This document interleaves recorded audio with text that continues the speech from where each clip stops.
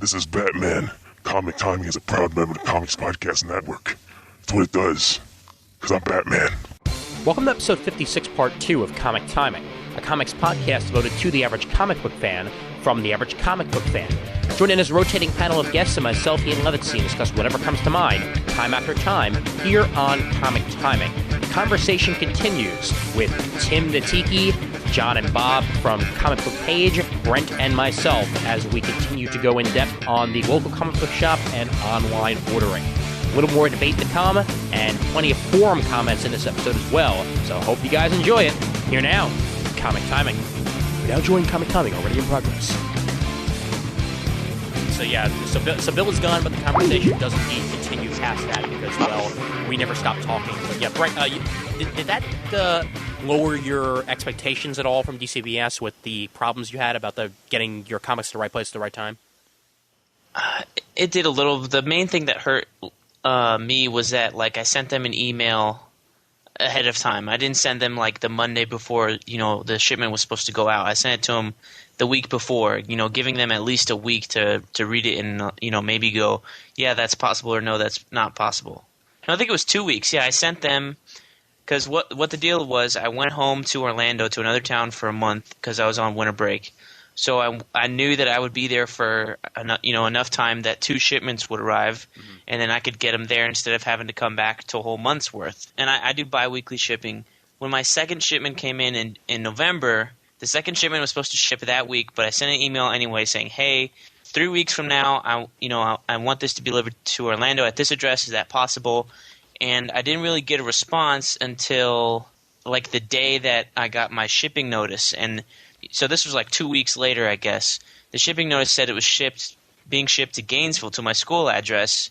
So I sent them another email saying, hey, this is, did anybody read my last email? I asked for this to be in Orlando. What's going on? And then I think I got one either that day or the same day saying, yes, we're going to try and correct this. Because at that point, UPS already had the box, and they were saying they were going to try and get UPS to redeliver it somewhere else or something like that. Mm-hmm. But that didn't happen. And then I got an email from, I guess, the head guy, Cameron, who said, yeah, it was a mess up on our part. Somebody just didn't put the note, even though we did get your email. So we put in a special note for next time because you did say you wanted for it to happen to your whole order for December. So it didn't happen again the second time. So then after I got my second December order, I immediately sent them an email, said, hey, going back to school now, can you send them to Gainesville again for the next 4 months that I'm here? And they're like, yeah, cool. And I got my shipping notice on Monday, and it's coming to Gainesville. So that was a little discouraging, but, it's a slip-up. So right. I think that DCBS's main kryptonite is they really, really need to get a little better at responding to emails. Yeah. And even if they can't completely solve your issue, at least shooting back so that it didn't fall off the edge of the earth into a black hole. Yeah, I'm glad you guys – I'm glad you guys said that to Cameron today on the Saga of the Super Sons episode. Yeah, he knows that, and we'll see how that gets better. Because, that's the one thing that I hear universally people complain about that, and that's the one thing that's going to hurt him the most if he can't fix. Now, actually, I have a question, actually, Bob. Do they actually have a customer service department, or is it just Cameron answering all the emails? No, there's several people. There's Zach and Carrie. I've gotten responses from 3 or 4 different people besides maybe at least 2 or 3 different people besides Cameron. Gotcha. There's multiple people there. It's just I think that a little more regimented time needs to be set aside every day to go through that inbox. And it's hey, I get hundreds of emails every day at work. And, you go through them and you answer, you look at them, the one, it's hey, I'll get back to you. I have to research this. But you give some kind of response back. It's just a basic customer service kind of thing. And that's the one thing they just have to do a little better on because, again, that's the one, I don't hear problems. It's they give great discounts. They bend over backwards if they make a mistake to make it right for you, all these kind of things. But the one thing that I hear time and time again is, man, I send them an email and it can be like a week and a half before I hear back from them. Right. You know? Well, even like a phone number that you could talk to like a receptionist or something might help that. Because I just want to leave a quick little note, and if she could just write that down and then pass it on to somebody who's already working the spreadsheet on the computer, their data entry guy or whatever, if they have that, then that might help something too. Yeah. But I know that if they put a phone number on there, then they're going to have to hire somebody because I know they're just going to get calls all the time. Well, not to go back to the whole LCS versus online thing, but that is one of the things I do like about having a physical store that I can go to also. Because if I ever do need to call them for any reason, I can call them. As opposed to a lot of the online outlets out there, they only have an email address because they don't want to have to hire somebody to answer the phone calls. And they don't want to, just have that out there. I remember how difficult it was for me. I know that now they actually, put it up there. But back about 2 years ago, it was impossible to find Amazon.com's actual phone number if you ever needed to call them. You had to go to like a website or you had to Google what is Amazon's phone number to find out what their customer service was because they didn't put it on the website. They only wanted you to do email. A lot of these guys would so much rather just correspond by email. So if that is your only way of corresponding, like we've made the comment, just get those responses out a couple days earlier and we'll be happy. Yeah, that's the main thing. You're right. And I think that in general, you look at it and I'd almost rather they didn't get a receptionist that they have to pay because, again, everything that adds to their overhead, it has to come out of someplace. And I want the business to stay healthy because, they've certainly shown a willingness to pass on their savings to the customers, which is something that I appreciate. As I was a customer with them, not as long as John, of course, but I was a customer with DCBS when they kind of out of the blue, raised their discounts from 35 to 40% on, Marvel, DC, Image, and Dark Horse. Mm-hmm. And they didn't have to do that. Everyone was going to them and getting 30% off, and they raised the discount, and then just this last month when they reevaluated their shipping pricing. Here's the one trap that deep discounts of any sort in any business falls into. Once you give discounts, like you just said, from 35 to 40%, you can never take it back. Because as soon as you take it back, even once, just for a short period of time, people will drop off. That's a problem that, Amazon's forever going to have. That they offer plenty of discounts on things, and if they were to ever go, oh, hey, this is costing us more to get now, we're going to have to raise the prices of, say, CDs. If CDs went up all across the board for them to actually physically have them in their warehouse, and they were to raise CD prices $2 to $3 across the board, you'd see people up in an uproar. That's a little different. I'm not convinced that that's as much of a problem for Amazon because they're not doing a lot of serialized things. I mean, you're going to notice when Superman 680 costs more than 679, on discount wise. Okay. But Amazon, I notice it all the time because I'll go there and I'll go to buy things, and their discount levels on books fluctuate greatly. And a lot of times I'll go there to look for a book, and for some reason it's not discounted. And I know that several months ago it was discounted. I get a lot of Tomorrow's books from Amazon. Mm-hmm. And it's interesting because, you ever try to buy something, you talk about buying online, you get raped by Tomorrow's if you ever buy something directly from them. I mean, they charge you the full cover price of the book plus some ludicrous amount of shipping, on top of that. It's ridiculous.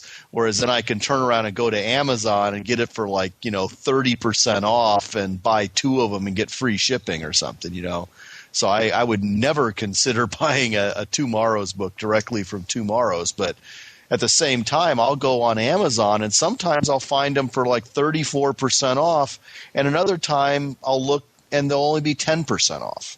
So they go all over the place on their discounts. Now let me ask you this, Bob. So in that scenario, how, when you jumped on, they went from 35% off and just unsolicited, they went to 40% off. What would happen, in your opinion, what would be your opinion is if they went back to the 35% off? No, I'm saying I didn't. They didn't go to 40. They went down to like 10% off. I didn't buy. I'm sorry. I'm going back to 10% off. DCBS. Your DCBS story. I'd still buy them. I mean, it's like it really depends. I mean, it's like why is the discount going up? Now, if they did it with no explanation whatsoever, then I'd have to think really hard about that. But if they had a reason, like, well, the reason we're doing it is because Diamond changed their discount structure, and this is the only thing that we can do and remain profitable, then it wouldn't affect me, right? I just know how you guys are saying I don't care, earlier. Well, there's a certain amount of I don't care. I mean, you can't use the 1 hour argument on them having pick errors for me 4 days after the books came out. Okay, that's where the I don't care comes in, because you can get your shit together in 4 days. I wouldn't expect things to be perfect at noon on Wednesday. I expect them to be perfect 11 a.m. Saturday. Yeah. As a for instance. And to some extent, as long as there's a reason given, and it's not chronic, that's the other thing. You make a pick error every now and again, it's not that big of a deal. You make a pick error 3 out of 4 weeks, it's an endemic problem that should be looked at. I'm going to the discounts. The fact that they have to pay, they lose more profit, is that really a concern of yours? It is, because I want, and again, I'm different maybe than somebody else, but the way I look at it is I want to get a good price, but I don't want to get such a good price that they're not able to remain a profitable business, because if that happens and they go out of business, I lose, because then I'm not going to be able to get books from them anymore. Right. Yeah, and that's so I want them to make a living. I don't want them to give me such a high discount. That's why I don't want to see a price war. It's like, if I look at, and I kind of think I know what the discounts are on indie books, and I look at Heroes Corner giving 40% off on these really low cap indie books and stuff, I don't know how they're profitable on that.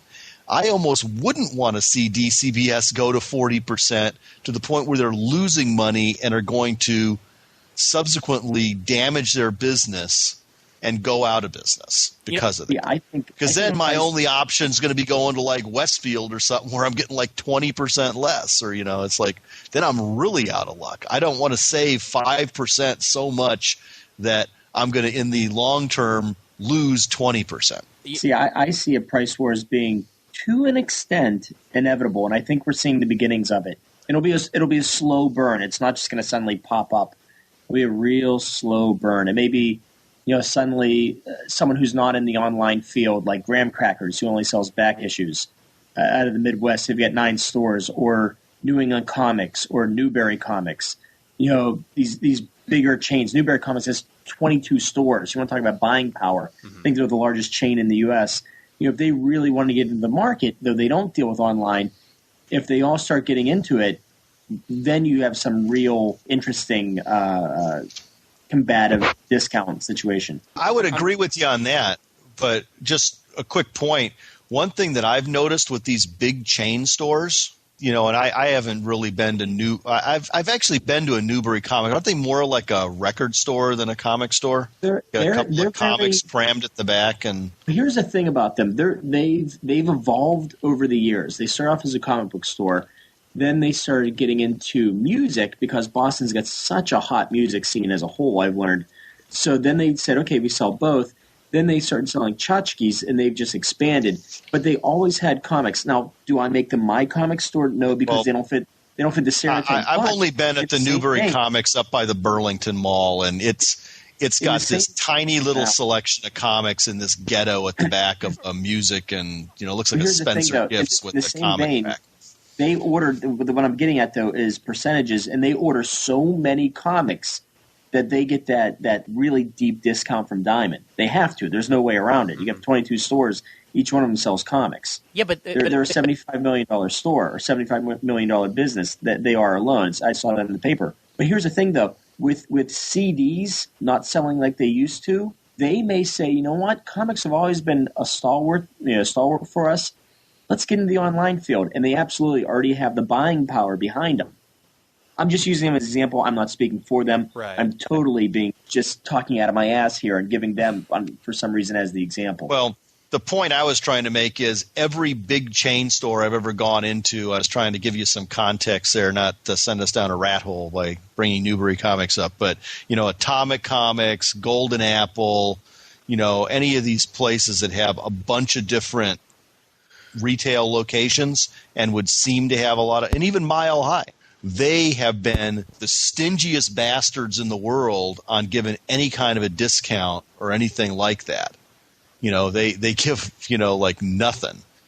Mile High Comics retail locations are the worst. I've been to like 3 or 4 of those when I go to Denver on business. And the prices, they give no discounts on things, and even I looked for a comic that came out 2 months ago, and it's like they don't even have it in the store. In the local shop because they've sent it to the warehouse so they can sell it online. Well, and that sounds a lot like what what their business model is now for going to cons and stuff. Because I remember very well that Mile High was at San Diego Comic-Con, but they were only selling trades, and that might be something of a sign of their business practices that they weren't even selling single issues at their own booth at San Diego Comic-Con. I can't remember the last time they sold comics at Comic-Con. Okay. It seems like their basic mode is to do trades and online. They used to have these computer terminals at their thing, and you could actually order through their online store at Comic-Con. Okay.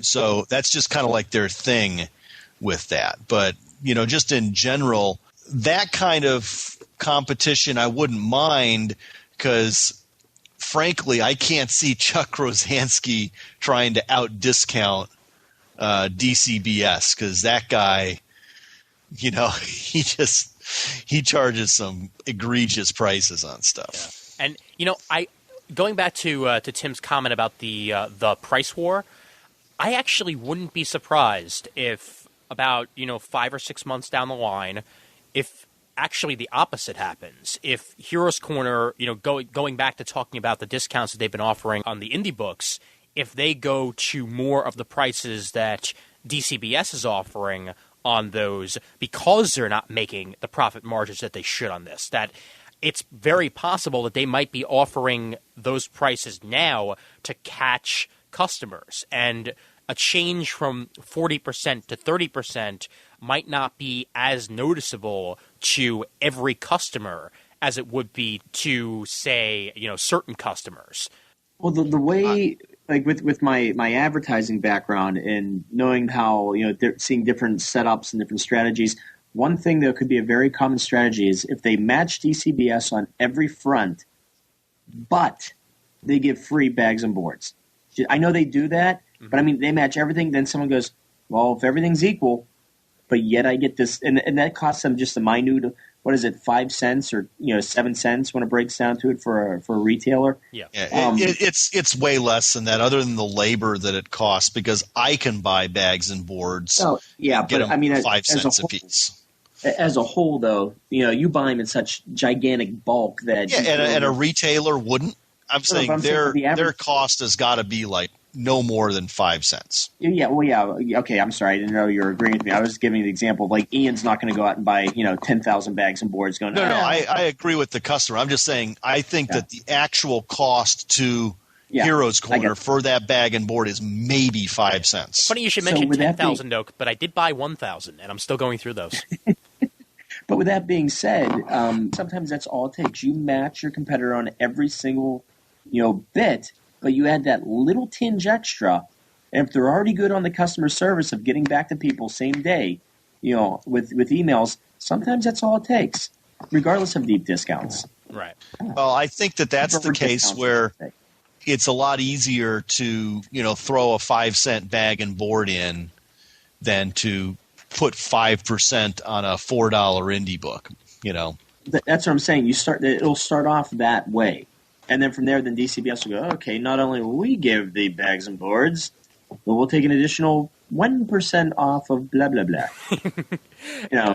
That's how it starts to escalate, and then it just gets stupid. Yeah. John, are you asleep? Are you still there?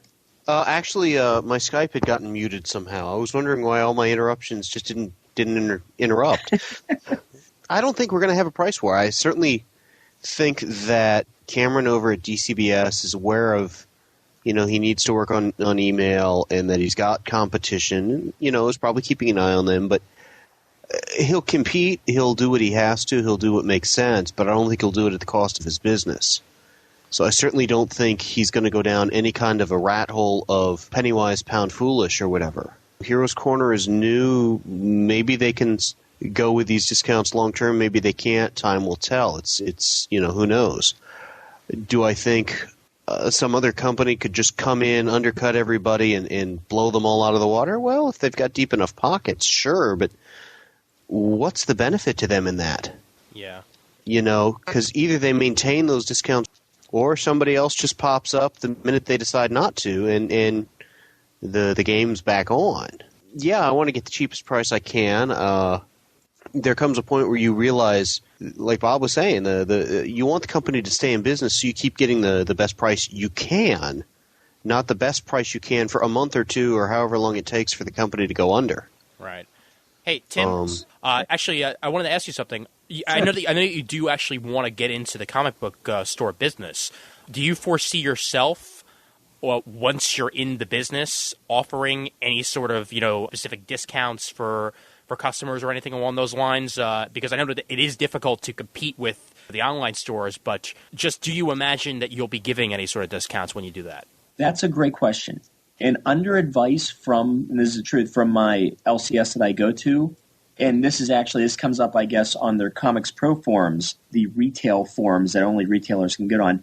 That's a huge topic.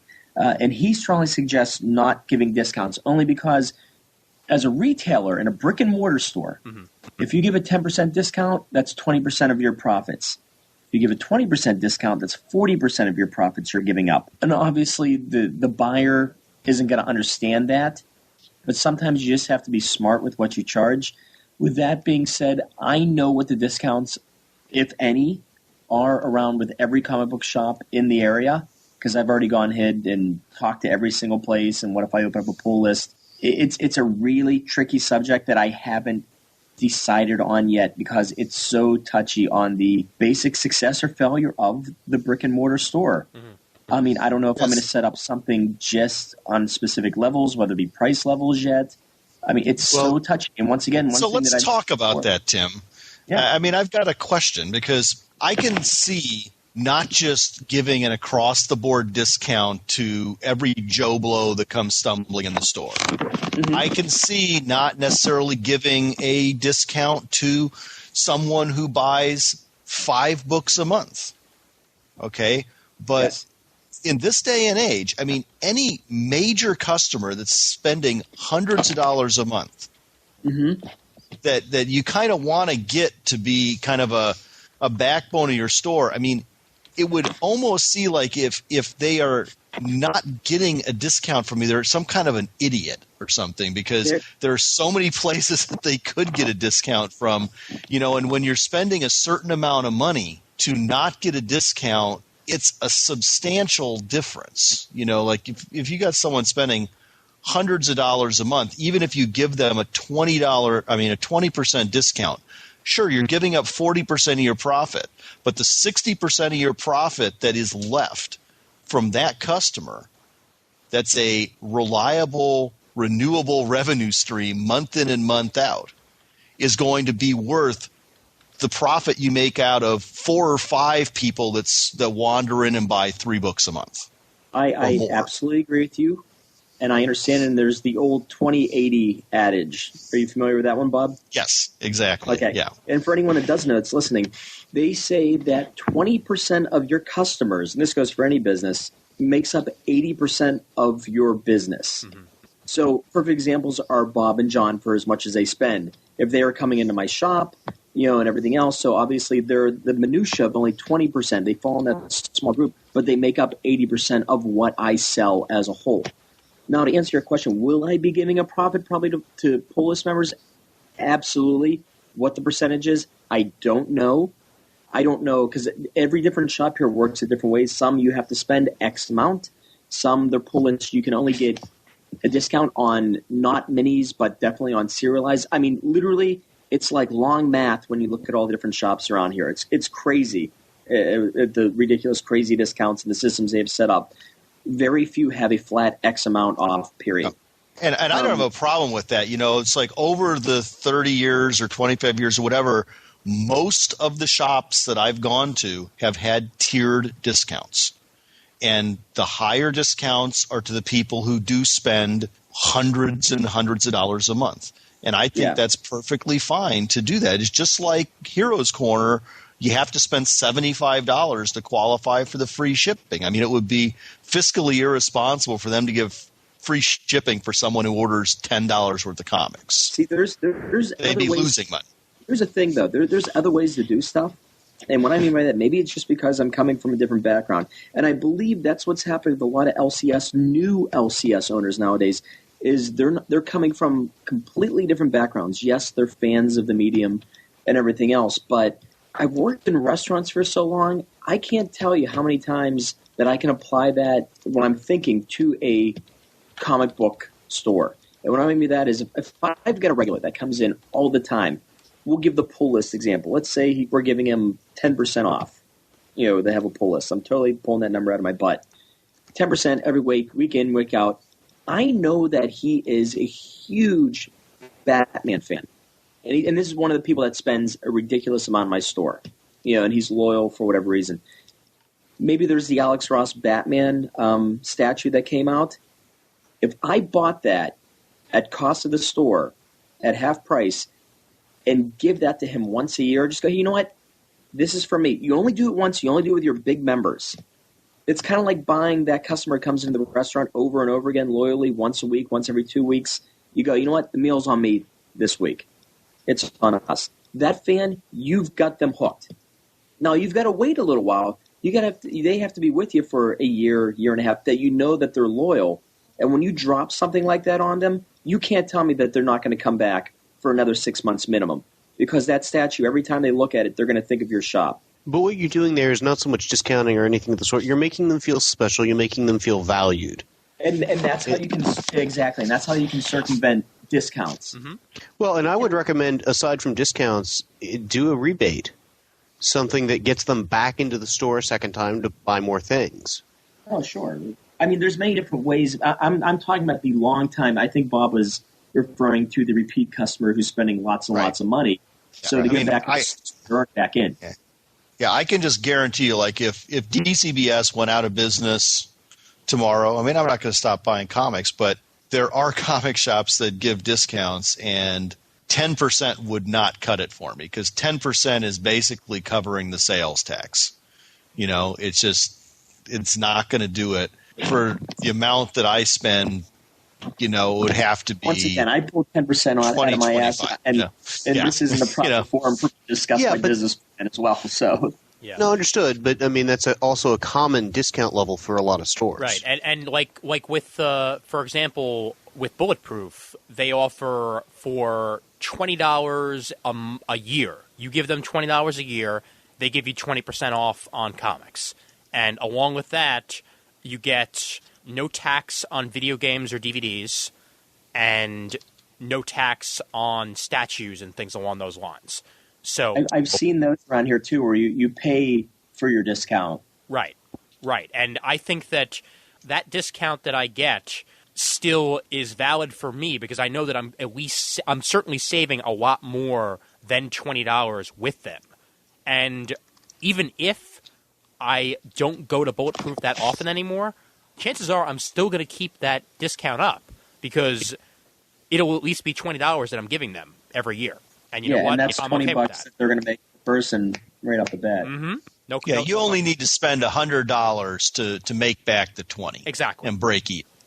Yeah, and that's how I feel about it, and that's how I know that I'm at least getting something like that's reasonable. You know, yeah. Something like that's reasonable. Yeah, and Tim, I will say this: when I'm in town for Anime Boston, if you do eventually open up your shop, which I'm sure you will, I'll definitely be making special trips out to your shop at least once during my time in Boston. Oh, now I'm just blushing.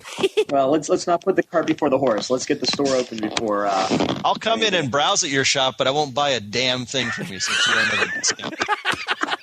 I'll do worse than that. I'll flip through everything on the racks and see what I want to order online. Yeah, and That's right. And speaking for Brent, are Bill, you gonna come in Bill with will blow his Cheetos? nose and then he'll leave. So, Brent, when you come into my shop, are you just basically going to have like Cheetos all over your fingers and touching everything, all my products? That, a bag of Skittles, and probably a big 32-ounce Big Gulp full of Mountain Dew. Skittles, I don't mind. They're not Mountain Dew unless you Red. chew 'em up. Well, Yeah, Mountain Dew Red. It'll be like a mix, so it'll be like red and green, and then I don't know if that makes purple or not. But anyway, I'll just spill it on all your comics. You can have Mountain Dew, I'll or dip you my can have fingers in Crunchies. it. I'll dip my fingers in it, and because it's so caffeinated, it'll be acidic, and I'll touch every corner of every book, and I'll just leave my mark. You are an evil bastard. Yeah. And again, I speak for Bill when I think Bill will just walk into your shop, sneeze, not blow his nose, and leave. I'll Weapon on your statues. Even with the sneezed hand, I'll still shake his hand as he comes in. That's fine. I love Bill. Yeah, he's good. Yeah, so I think the main conversation is wrapped up here. We'll have final comments, obviously, once everything gets going. But we've got plenty of forum comments to go through, both on the CGS forums and on the Comic Timing forums. So let's start off on the CGS forums first. I'll read the first one, and then Brent will go back and forth from there. I am about 70% online. This is Gardner's God, by the way. I am about 70% online and 30% LCS. I get about 40 issues a month.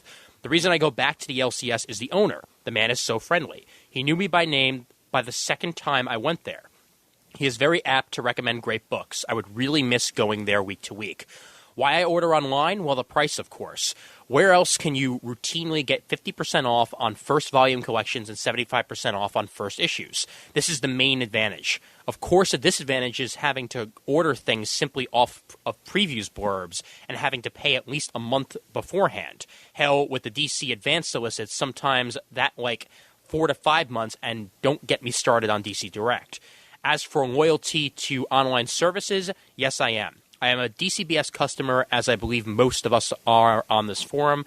I was very tempted about switching to Heroes Corner this month. After talking about it with my wife, she convinced me to stay. Her basic comment was DCBS offers you great customer service. Even though it is a little more, I think you should reward them with your service. We are so ready to pounce on things that upset us. I think more so in any forum community, that I think something needs to be done to praise a company that offers such great service. DCBS will continue to get my business for many instances of great service that they have shown me. Yeah, there has been online shopping and deep discount online ordering for a while, but you don't see traditional retail stores closing by the boatload. Amazon has been around, but I don't see Barnes & Noble shaking in their boots. Can't wait to listen, guys, and that's Gardner is God. Now, I have one question, though, and I'm not critiquing Gardner's God, but there's kind of a hypocritical comment there. He says the only reason why he sticks with his shop is because he gets great service and he loves the guy and the guy knows his name and so on and so forth. Mm-hmm. But yet, he won't leave DCBS because they give great service and blah, blah, blah. Why would he leave the LCS? He hasn't left, I know, before you attack me. But you know what I mean, though? Do you see sort of the same reason I did it, Tim? Dynamic? The same reason that I did it at first. And it is, I can love somebody to death, but I'm not a charity. And to a certain extent, I am not going to pay an extra $50, $100, $200 a month to somebody just because I like them. Right. I still say that the LCS is the girl that you won't marry, but you'll go back to fuck whenever you're horny. That's to some extent true. And, it's God bless those women. That's not a completely apt thing, but at the same time, I am not willing to pay several $100s a month to somebody for sparkling conversation. See, in that case, terrorists win. The terrorists win. Yes, exactly, Tim. You're entirely right about that. Damn you, terrorists! Damn you, comic book terrorists! Die! And even $50 a month. I mean, it's like there's a certain dollar figure you can put on someone knowing your name, at least for me, and being an overall great guy and all this kind of stuff. And it's somewhere less than $50 a month for me, Yeah.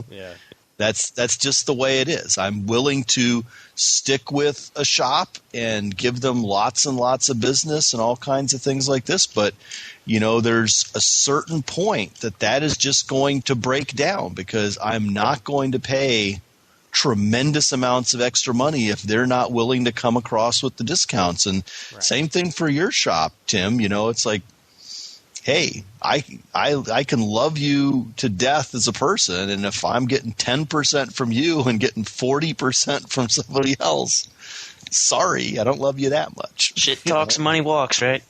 I'll buy a couple of things, But Wait, I think you screwed up that cliche. I thought that was right. I'm going to charge you an extra 10% at my shop over top of the customer price because I think I can pull it off with you. What's the correct one? Isn't it shit talks? Excuse me, shit walks, money talks. Yes. Well, in this case, money walks because he's walking away from the store. Whatever. Fine. You're right. This isn't the question of if I'd save a couple of bucks between Heroes Corner or DCBS or whatever online store. I am saving about as much as I'm spending a month by going to DCBS versus going to a full for a local store here. Once again, I've got to reiterate that, John, you and Bob buying such giant bulk loads compared to everyone that it's kind of an unfair comparison. You have to admit that. No, I don't, because I think while the savings aren't going to be as big and stuff, it's a 40% savings more or less across the board. Are people going to be saving hundreds of dollars? No. Are they going to be saving potentially the equivalent of what they might be spending or whatever? I mean, again, the percentages with the shipping, et cetera, being involved, whatever, kind of hold true to a certain degree. Hey, I could have saved money by switching to Geico, but I just hate that gecko. See, but in that same vein, though, John, I find it kind of insulting that when someone goes, "Oh, my LCS guy, he's great, and I like him, and he remembers me, and blah blah blah." But you know what? Screw him. Yeah, I mean that's kind of in that same sort of vein. It's not screw. No, I mean, we're not saying that at all. I spend more at the local shops here than a lot of people who claim to be these huge comic fans and stuff spend in a given month online. And that's beyond all this crap I'm spending. Same with Bob and other stuff. Yes. Maybe we're major anomalies or whatever, but the fact that we are potentially as good of a customer locally as people who don't shop online, and we shop online, I'm really not seeing the downside here. The final take on this is that we all love each other, and can I hug you all? That's what this is here, because the arguing, it just makes me cry. I'm sorry, I love you guys. No, I don't see it as arguing. I mean, John and Bob both know that I love them, and it's just different, I guess, sort of mindsets. I guess, different loyalties, and neither one is wrong. That's the one thing to realize. Mm-hmm. Neither one is wrong. I just don't see it as disrespecting a shop owner when I make a fiscal decision. It's like I can love this guy as much as anything, but that doesn't mean I am going to essentially give him $100 welfare check every month. Wait a second, because I love it. The reason why I brought it up, remember, was within the forum post saying the reason why they won't switch from DCBS the Heroes Corner was out of loyalty.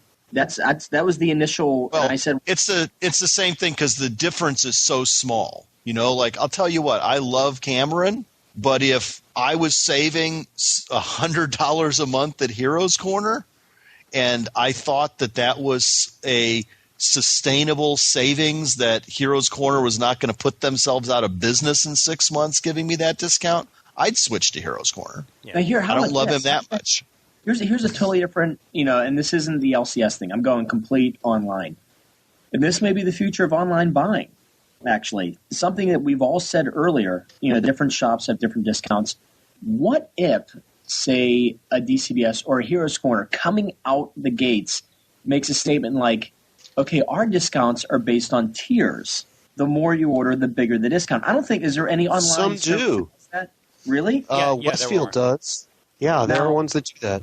Now with Westfield, I just didn't know if that might be a more competitive way of doing it. I don't know. I'm totally thinking out. Well, it's certainly possible. A couple of quick comments. One, the amount I'm saving by shopping online versus locally is the equivalent of what I'm spending on Marvel, Image, and Wildstorm. So, I mean, I could drop all of those and shop online, but I'm not gonna. Yeah. I also, while we've been talking, did comparisons for Comics Now and M&M, since Bill had mentioned those. Okay. And Comics Now comes in at about an effective 33.32% discount with the total out of pocket, and I didn't look into shipping or any kind of bonus discounts or whatever, being $447 and let's see, for Comics Now, hang on, $434.41. M&M had an effective discount of 31.32% for a total of $447.38.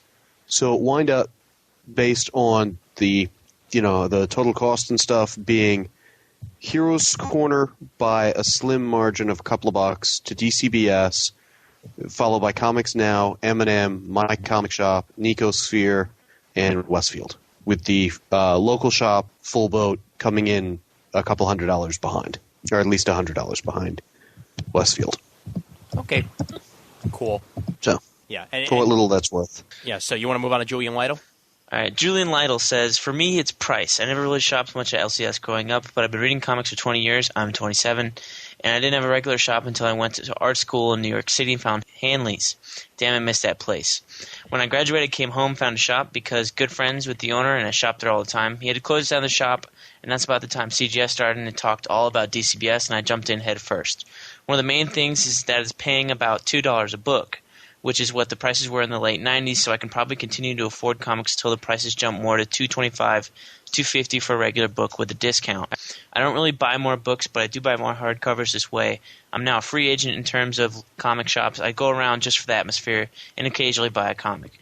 One thing that keeps me shopping in shops are HeroClix. I judge games and play in them, so I buy those all the time in LCS and game stores. That's my tale. Cool. And Julian Lytle was on the show once. He's awesome. The end. Okay. What a tale it was. Yes, indeed. All right, now it's on for the big boys. As by big boys, I mean there are a hell of a lot of big posts in the Comic Timing forums. So let's get through these with as little damage as possible. Equinox was the first one to post. I've actually been ordering books from DCBS for almost a year now. The early part of the transition was pretty hard to adjust to, since I'd been getting my books weekly for almost 20 years previously.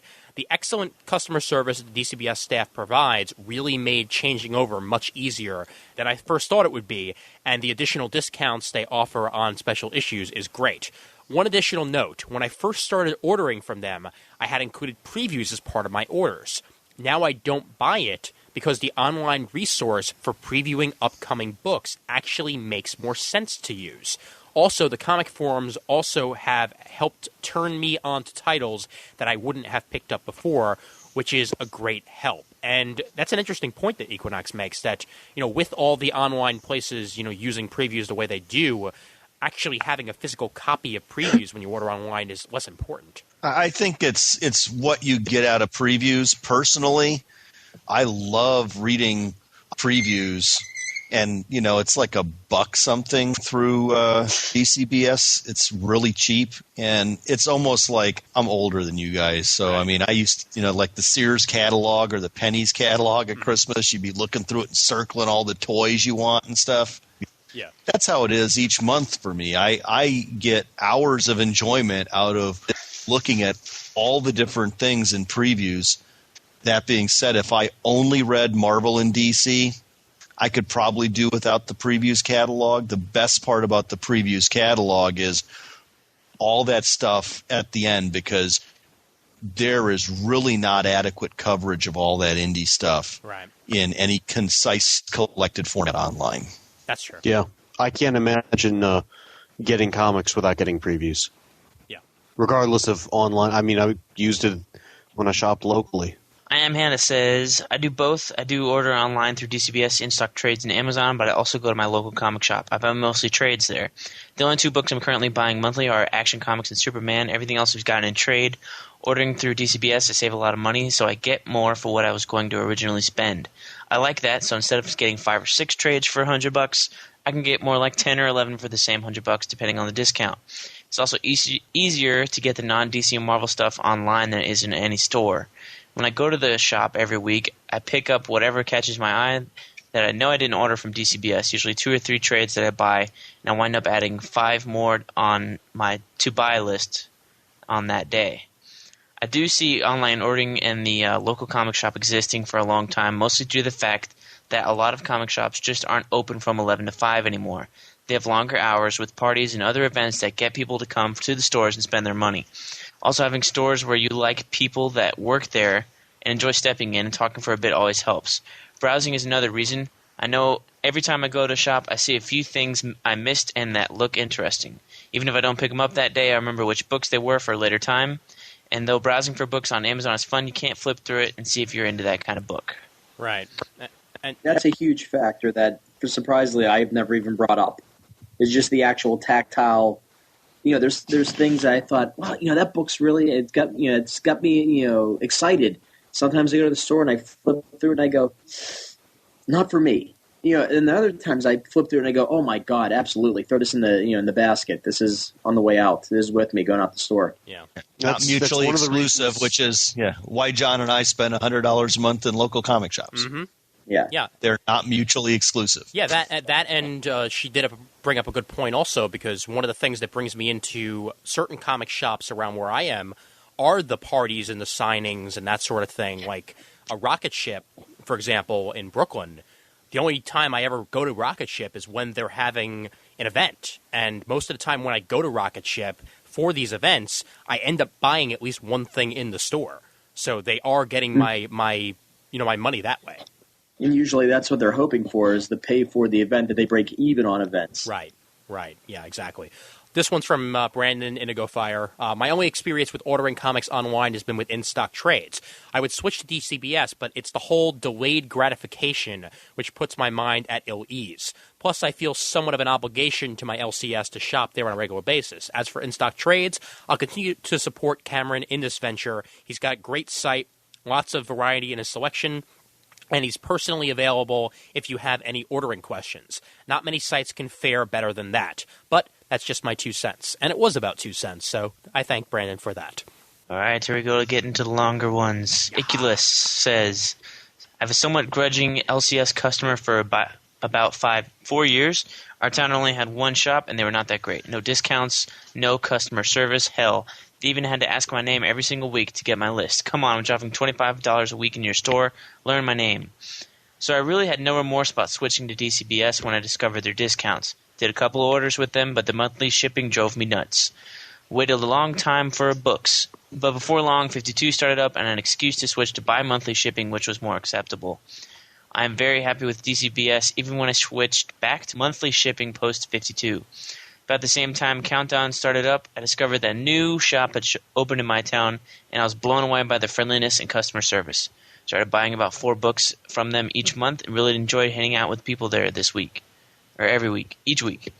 But their lack of discounts kept me at DCBS. One week, the owner of the LCS mentioned that I seemed to know a lot about what was going on in books that I wasn't buying. I admitted that a lot of that knowledge came from things like Newsrama and various podcasts, but I was buying other books from DCBS. He offered me to give me an across-the-board 35% discount to bring my business to him. I did the math and saw that I was getting 37 to 38% on average from DCBS, so the difference was not that great. As a result, I've been buying everything from the LCS since. I've had a great experience with DCBS, but given the choice between good online service and a good local shop, I'm going with the place that gives me a group of people to actually talk to.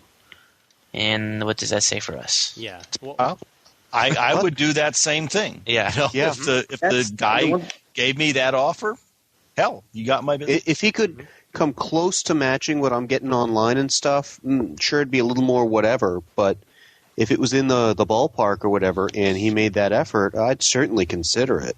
Yeah. You have to admit that 35% discount is huge for any LCS. Oh, yeah. I've never heard an LCS give that much. Right. And also he made the comment about the bi-weekly shipping versus the monthly shipping. And again, one of the only reasons why I was okay with getting monthly shipping for my order that I made this month with Heroes Corner is because I'm incredibly behind on my reading. And I have a feeling I will continue to be incredibly behind on my reading come March. So I am going to take those extra days and read all of the comics that I have not read. Now, let me ask you this. Mhm. The monthly shipping versus the biweekly versus the weekly, Mhm.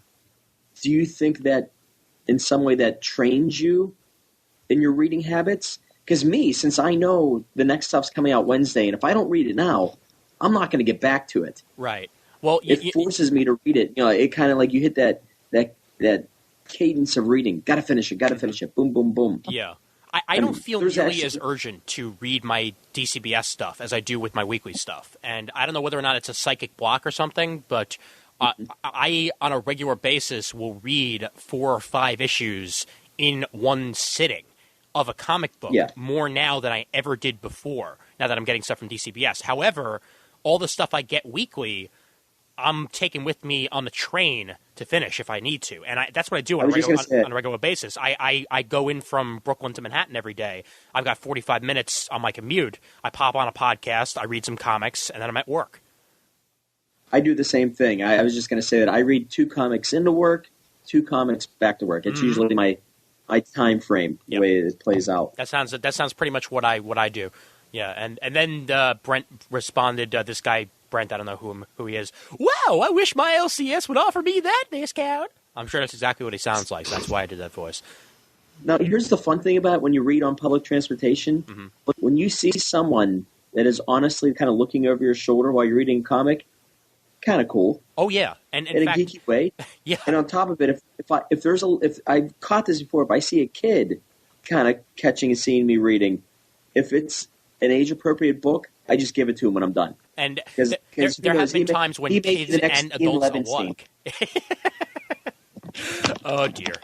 I don't want him to be the next Ian Levinstein. He could be somebody else. But specifically, there have been times, and actually one of the first Geek Speaks I ever did, I talked about this once, where I was reading a issue of Wolverine. It was the Mark Miller issue that he did with the concentration camp with Wolverine, where the Nazis kept killing him and he kept coming back. And he was causing this, like great craziness going on in the concentration camp. I remember that there was a somewhat religious Jew-looking woman sitting next to me, and she was reading over my shoulder the entire time. And once I was done with the issue, I just sort of like glanced over to her real quickly, and she gave me this sort of nod and a smile, like it's okay, I approve, and then walked away. Because she likes mutants. I guess. I don't know. But no, just in general, I think it was just because of the story itself that she was, willing to read it. But there have been other times, too, where they have been kids, and they've certainly been reading over my shoulder for that. So I can certainly agree with that. Raph Wraithmaker had this to say. Ian and he whoever, doesn't matter. Yeah, I know, never mind. Ian and whoever knows me knows this already, but for the show's sake, I'll repeat it. My LCS owner worked for Marvel and DC in the 60s and 70s as a ghostwriter. He worked for such luminaries as Jack Kirby, Carmine Infantino, Neil Adams, Stan Lee, and Rich Buckler. I've been going to his store since I was 12 years old, and he's my first LCS. He's been telling me stories about his time with Marvel and DC, and since I've embraced writing for comics, he pushes me very hard. He's sort of a mentor and father figure to me, but not in an overly heavy, weepy movie way. I spent a lot of time in his store talking about comics and the industry and the craft of comics and script writing. He's also given me some bonuses over the years, like an original Gil Kane Superman page, free. And wow to that. That's really cool. That's what I'm talking about. Yeah, that sounds really awesome. His selection covered mostly the big two, with maybe 15 to 25% of his weekly comics non-big two. He has the same deal as Midtown Comics, which is $20 credit for every 100 spent, which is a 17% discount.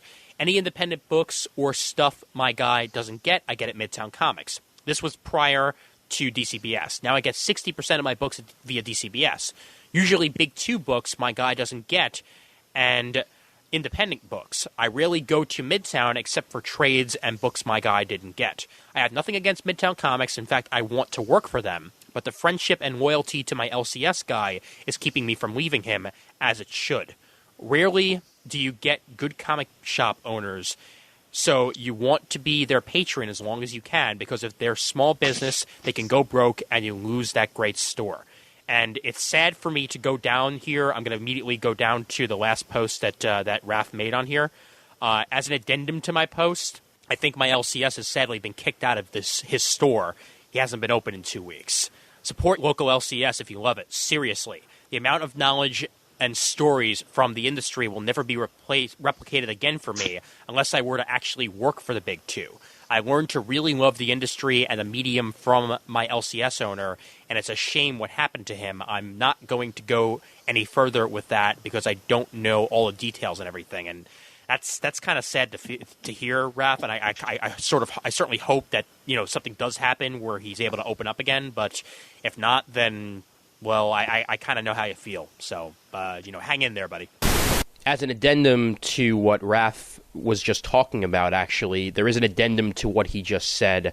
Actually, his guy was not kicked out of his shop, so that's good to hear. However, it's currently closed because, well, according to him, the guy actually doesn't have enough heat to be in the place on a regular basis during these winter months, which is not exactly a good thing. So hopefully he'll get that resolved. But yes, as of now, Raph's lovely LCS is still opened, so congratulations on Raph for that, because, well, it sounded like he was getting a bit depressed about that, and depressed Raph is not something you want to deal with. Trust me.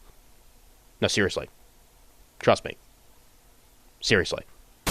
See, and this is what I'm talking about. This is the community. This is, you can't buy this online. Right. You don't need to buy it online. It's free! Yeah. All right, Iculus has this again, just commenting on that Brent guy saying he wants that discount at a local shop. I know I was blown away when he offered it. Still use the DCBS spreadsheet to put together my order, and I give it to him each month. Make sure to point out when I'm buying something off the shelf that I didn't pre-order, and I take no discount on those items. But as long as it's on my pre-order, the discount applies. And the shop owner asked him not to spread the word, so we didn't say who the shop owner's name was or what the shop was or where he lives. Yeah. All right, Equinox has this quickly to say. The regular store discounts sold sound much more in line with what my LCS offers to customers. If I could see going to an LCS if they offered me a 35% discount on any pre-ordered books and required to have the order prepaid. That would generate guaranteed income for the shop, plus would enable me to get my books on a weekly basis instead of monthly shipping. That's a really good point, Tim.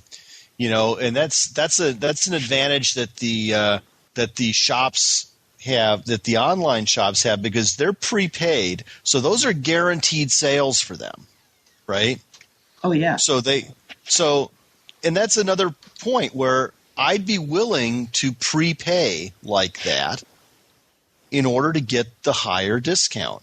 So, that's another thing to consider if you're a shop, because if you get say, hey, we'll give you this higher discount, but and we'll guarantee we'll have the things for you, but you got to prepay it, because it'll kill a shop to have people leave their pull list for 3 months and not pick it and not pay for it. Now they're eating that expense for that period of time. I absolutely agree with you. And on the other end of that, and I'm definitely not negating what you're saying by any means, but everyone picks up books in different cycles. I'm an every week guy. I can't help it.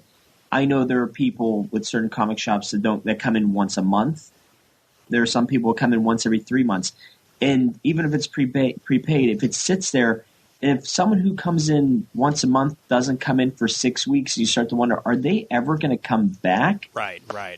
Yeah. It's a whole other dynamic that's really tricky, I believe. And that's where you need a policy like. But if it's prepaid, you don't have to care, and you should have their phone number and email address, so that you could at least give them a call and say, "Hey, is everything okay?" And you should have enough information about the customer to know if he's breaking habit or not. Right. Yeah. Is he just on a business trip, or is he mysteriously gone for some reason? Well, that's like what happens if they end up not coming back, for 6 weeks. Now it's 2 months, and you're like, okay, this is taking up room it's literally taking up room. So then you start to wonder, do I just? I'm basically becoming his storage bin. Where do I put this? Because he's paid for it. It's his. I can't sell the product. I can't throw it away. It's paid for. I'm going to have to refund him if I try to move to something. You know what you're getting into here, where Tim? there's an abandonment clause. You're That's true. getting into such a weird side case. I mean, how frequently is that really going to happen?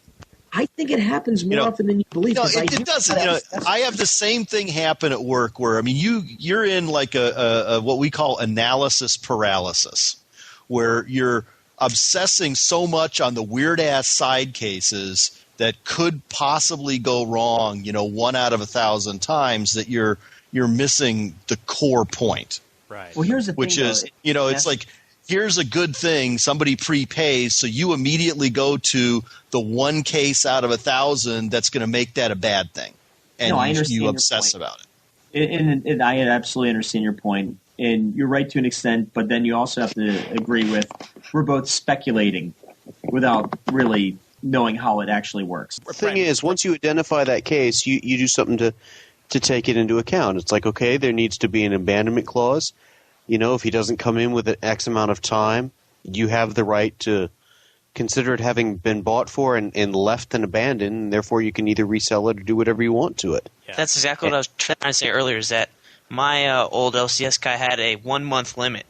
You had a 1 month grace period, and if you didn't pick up your books that month, he would just throw them out, put them back on the shelf, and sell them.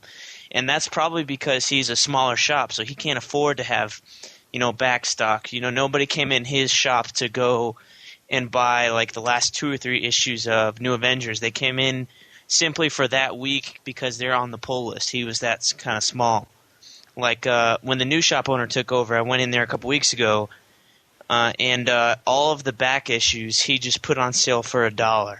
Everything, which is all pretty recent, just for $1, when any other store would have raised him up. So he's trying to get rid of his back stock. So you probably have to have a quick policy. In 3 months, I would assume that guy's not coming back unless he told me specifically, I'm going to China. Oh yeah. Yeah. Yeah. You have a phone number, you have an email address, Like and Absolutely, if they don't return emails and phone calls for 3 months, say la vie. I wouldn't wait months if I were any shop owner. We're How talking big- about prepaid stuff, Brent, not stuff sitting unpaid. Well, when I was working at a camp, I was gone for an entire summer, and I actually handed my LCS what I was going to purchase for the next, I believe it was 3 months. And I handed that to him. Okay, it was more 2 months because it was July and August. But I handed him a list, and I said, for the next 2 months, I don't normally have a pull list, but for the next 2 months, can you put these aside for me? And I'll try and get people to come in to buy something at least once a month, and that's the way it'll go. And Hank was happy enough to do that for me, and that's the way it went. So I got my parents to ship me comics every 3 weeks or so, or sometimes even a month, and that's just the way it went. And when I did get them, I was happy. I'm sure they were happy, too, to get rid of the merchandise, but they did hold on to it because I specifically told them to. But I know for certain, Again, had I that's not told them to, it wouldn't have happened. Right, and that's not an abandonment because you've made a specific effort. Right. It's like if I was going to go out of the country on business for 6 weeks, and if I told them, hey, I'm going to be out of town for 6 weeks, here's what's the story. And, Right. they're cool with that. And I assume Tim would be also. He's just going down this path of, like, some dude, like, vanishes off the face of the earth and Right. doesn't respond to phone calls and all this kind of stuff, which I think is relatively uncommon when the things are prepaid. Unless, of The course, one you're thing I on will an say is I oceanic wish- flight. Yeah, I wish you my- have my- much higher instances of that. I would agree with you when a person is using your money, Tim, and they have not prepaid for those books. Oh no, I understand that, but it is one of those sort of situations and topics that I truly wish my LCS manager is on the line here, that I could sit back and just let them speak from experience rather than me speak from speculation. Right, but at this point he would have fallen asleep because it's already 1:30. All right, here we go. Let's move on to Preche, who of course is one of the co-hosts of the Geek Nights podcast. So definitely want to give him love for that. To why do you shop online? He answers with, I don't just buy comics online. I buy as much online as I possibly can. The reasons for this are many. The prices are lower. The selection is better. I don't have to deal with salespeople or other customers getting in my way. I'm the kind of person who researches every purchase I make, and I know exactly what I want. Buying online allows me to get exactly what I want with no hassle. However, the number one reason I buy as much online as possible is because my time is more valuable than my money. To buy a book on Amazon takes under a minute. To buy a book at the bookstore requires me to drive, park, find, wait in line, and drive again. Unless I need something immediately, which is incredibly rare, I avoid going to retail stores as much as possible. The only retail store I go to regularly is the grocery store. If I lived somewhere with proper grocery delivery, I wouldn't even go there. And Way to be a hobbit, dude.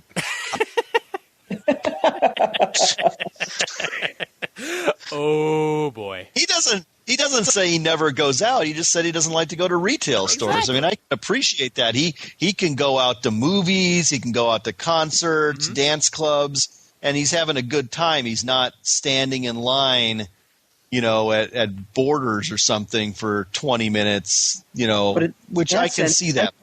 I call him a fool for not using Peapod.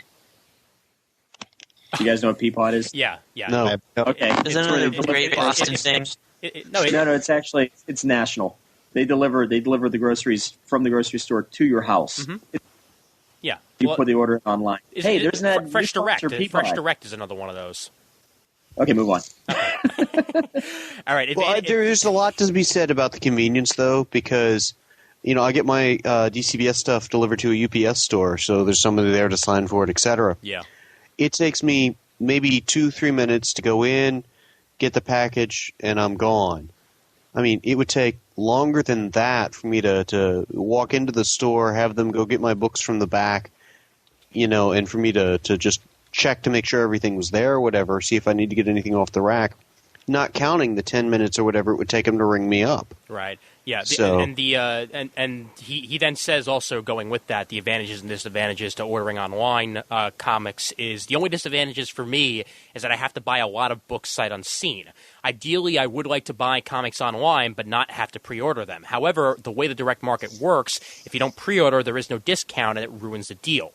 In all other aspects, ordering online has every advantage. Some people might say that not getting the books immediately as they come out is a disadvantage. I think these people have no patience.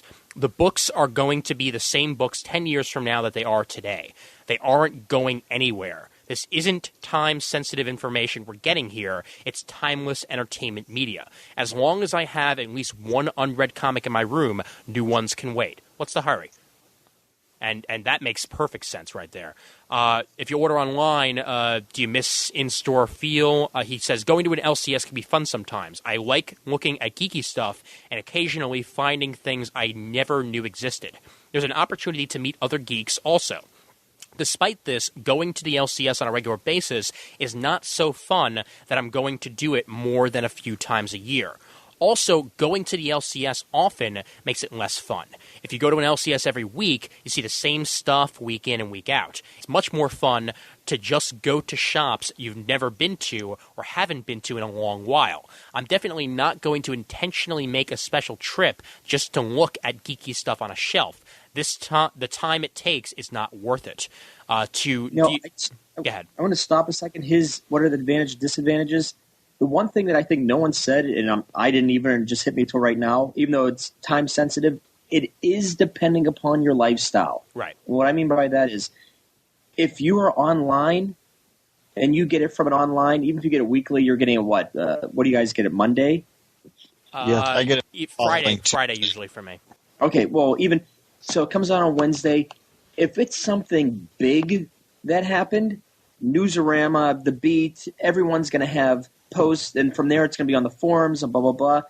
And, everyone says, oh, it ruined it for me. Even if you put the spoilers, that's, the nice thing to do, if it's a forum sort of a thing. But if someone stumbles upon something on Newsarama or CBR, you know what?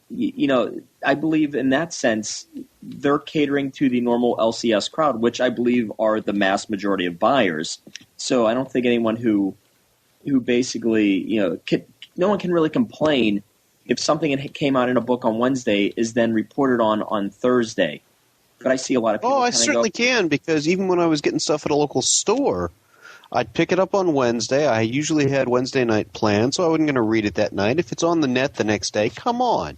At least give me till the weekend or something to read it. But they have And no when I was obligation. getting mine, Tim, even when I got up from the local shop, I didn't pick it up on Wednesday.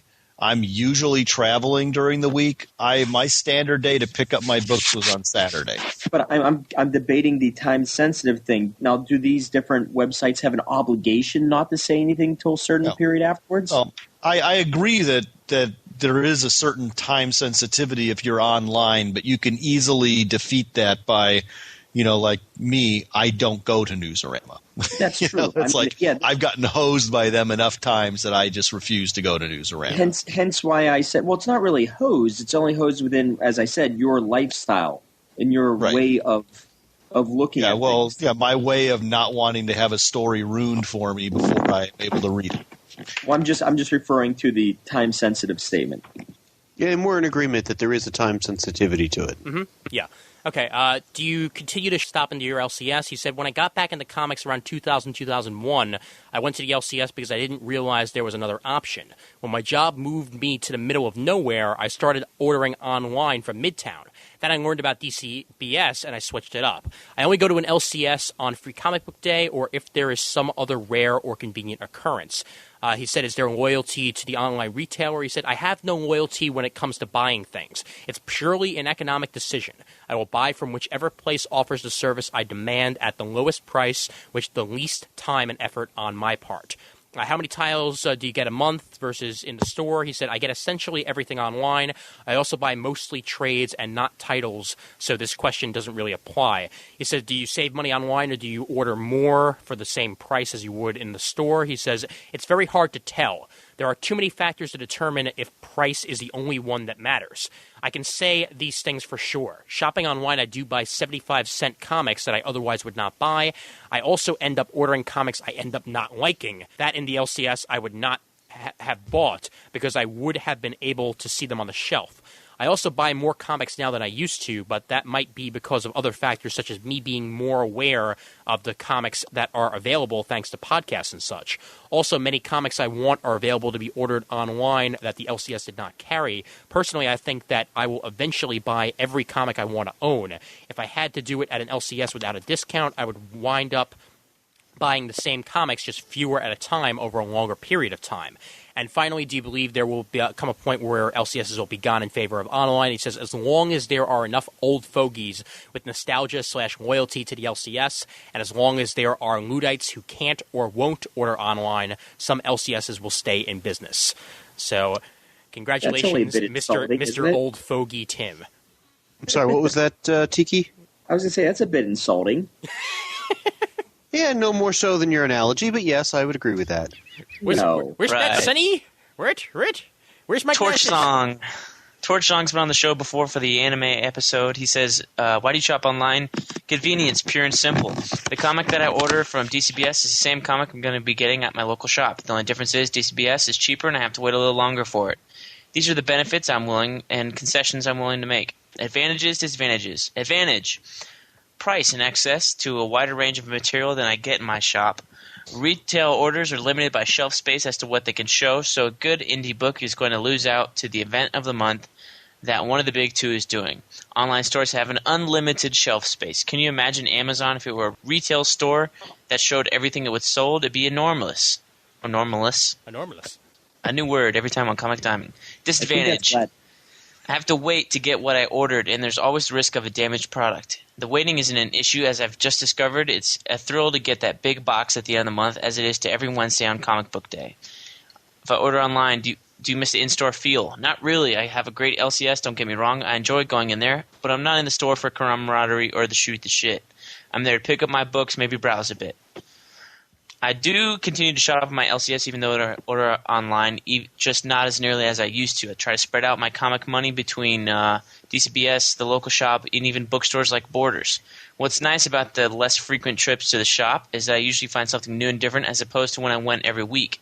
As a result, I usually wind up walking out with something new.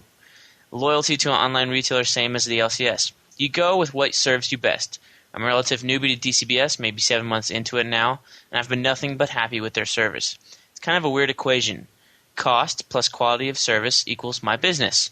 There might be companies out there who are cheaper, but if they can't offer a quality service, I'm probably more inclined to stick with whoever service I'm using.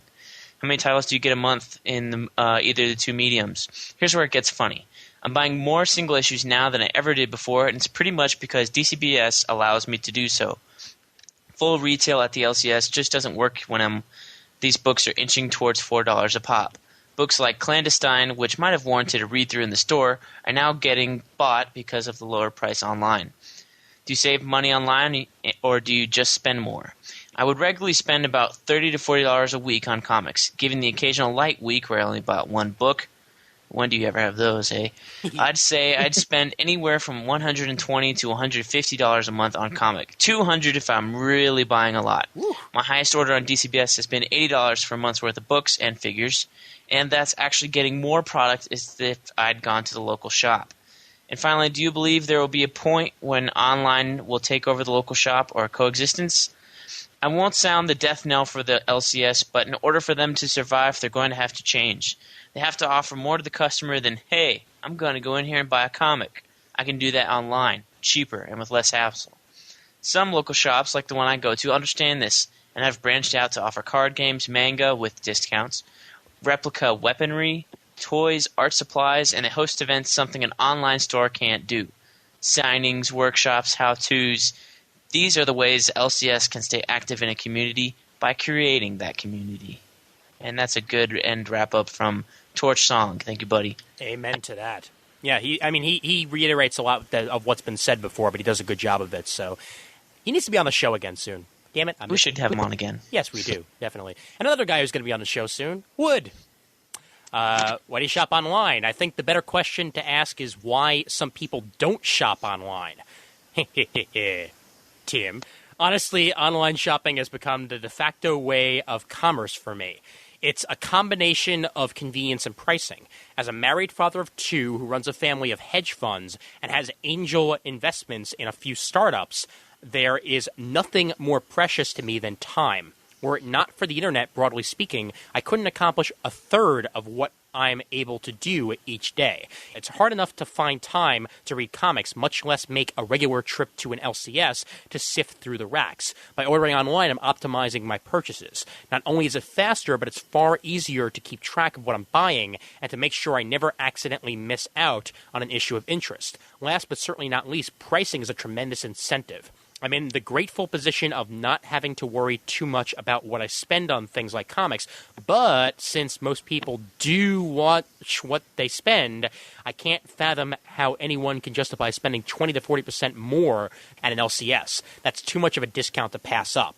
To the advantages and disadvantages, he says, I've already talked about the advantages: convenience, reliability, and price. The biggest disadvantage is the necessity to pre-order things 2 to 3 months in advance.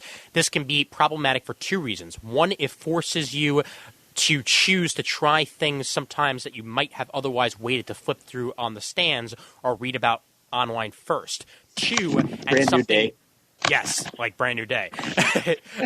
In fact, I'm just going to skip. Well, you know what? I could skip, but you know what? I'll say this. He first. said it. Yeah. He actually said it. Two, and something that happens to me more often, it can lead to you committing to buying books you might have otherwise decided to stop reading. For example, I detested the end to Amazing Spider-Man.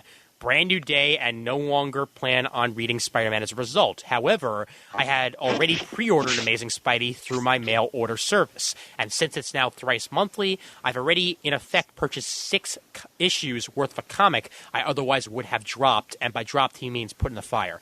If you do order online, do you miss the in-store feel? He says not at all. Unfortunately, the majority of LCSs are ramshackle.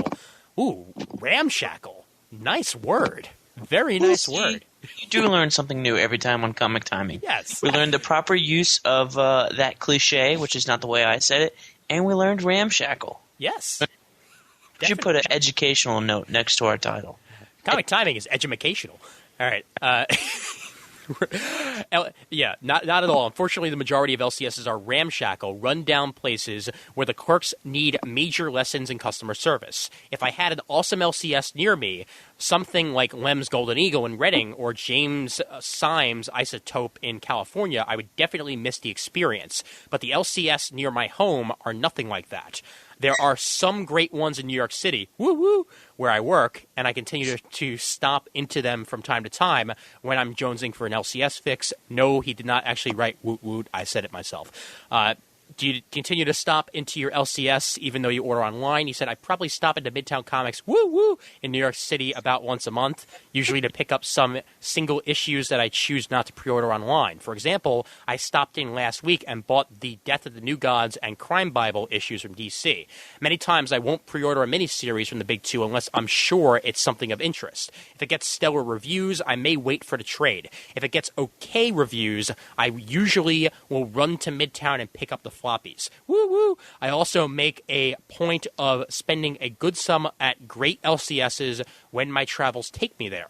Twice a year, I hit the Wild Pig 50% off sale and spend a boatload, and did the same at Golden Eagle when CGS hosted their episode 300 there.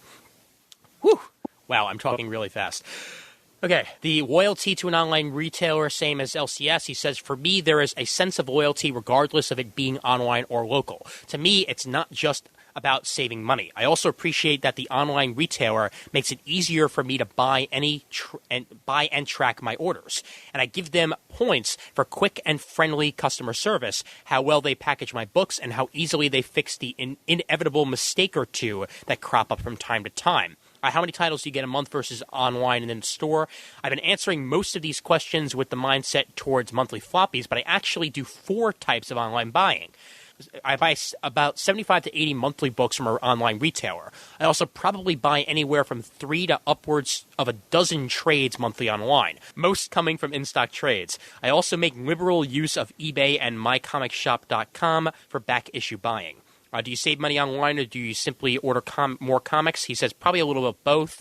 I don't have a monthly budget per se, but I do buy a lot more monthly titles than I probably would because it feels like there's more fairly priced.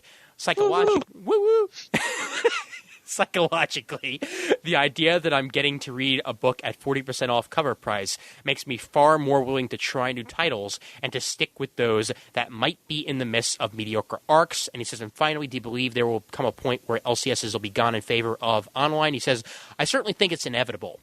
To be clear, there will always be local comic shops, and there's always time for comics, particularly in major cities. The key for the LCS owners is to offer a shopping experience. It's impossible for them to compete on price, and therefore they shouldn't even try. But by making the store well-lit, clean, easy to browse, by having friendly staff who are knowledgeable and can thus recommend other books and trades to people, by having a great pull list service and offering incentives like free variant covers through random drawing, by having writers, creators, and other industry people appear for signings, by doing things like serving coffee or snacks or having a lounge for people to read their books, by having gaming events. These are just some of the ways I think local shops can and will continue to thrive. But that's going to be a small minority of the current few thousand local shops. Most of those will go by the wayside in the same way the local bookstores have all basically gone away in the face of Borders, Barnes & Noble, and Amazon. Deep breath for Ian.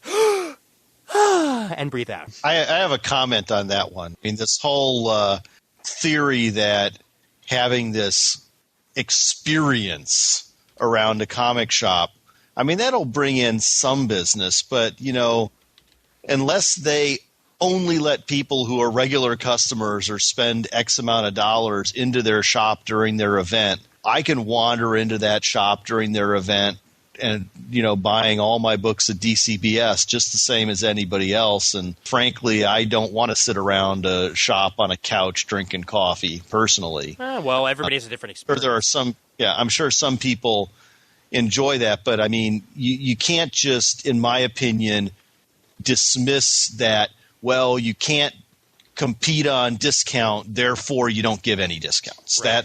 That's a spurious thing, and to me, like I said, there's a certain value to that experience and all those things that were talked about there. Mm-hmm. But that value falls way short of $200 or $300 a month. Oh yeah. Okay. So, just to be clear, if I was someone who bought $25 a week of comics, yeah, I agree. Yeah. I'm not, so that is inapplicable. Right. Yeah, definitely. And I feel the same way, like what he was talking about, the coffee shop experience. That's sort of what Rocket Ship offers. And that's kind of what I like about it. I mean, they have a back room that they use for all their parties, which, you could just sit down, just relax. And if you want to read a comic, that's fine. If you want to socialize, that's fine. But it's still the buying experience, which is pretty damn cool. Then this Brent guy said, "Holy shit, guys. How are we going to read all these? Fucking awesome. This is what I was talking about. Whee!" And it does say we. Yes, it does. No, it doesn't. No, I would never post we. Yes, you would. The funny thing is you spelled it W-I-I. Whee! I don't know where you guys are reading that because I'm reading the same thread you are. So, It's Flashman spoiler. 13, what did he have to say, Brent? Right, Flashman 13. I started ordering online about October 2007, a month before my local comic shop went out of business. I think this happened because some people with the pull list, if they just move or stop coming, did not tell my comic shop, and they'd had months and months of comics they couldn't get rid of. My friend did this, and when I told the comic shop he moved, they had 60 comics for him. The next shop is 2 towns over and is hard to get there every week. Getting my comics online makes it easy because they come right to my house and I don't have to worry about them. Yeah. Mr. Met replies to the guy who's getting 35% from his comic shop, says, "That's great. It's just not that you're saving money, but your LCS wanted to gain your business and keep it all. My shop, where I typically spend about $20 a week and has never asked my name, though they do recognize me by sight. And when I asked about any pre-order discounts, they had nothing to offer. I still buy a few comics from them each week, but I do about a 50-50 split of my overall comic buying between DCBS and my 2 local comic shop stores that I frequent. If I wasn't so tied into continuity and hooked on instant gratification on some titles, I'd be more like 80-20 DCBS versus LCS." Continuity doesn't matter. It's magic. We don't have to explain it. Oh, is that Flashman 13 replies real quickly. Is Another that a reason- tired phrase already? Are you serious? Come on, man. It's only been like 3 weeks. That's Flashman 13. Another reason I go online is when I went to the LCS, I would get about 20 comics a month, but now I can get about 40 to 50 for about the same price online. Also, bags and boards for less.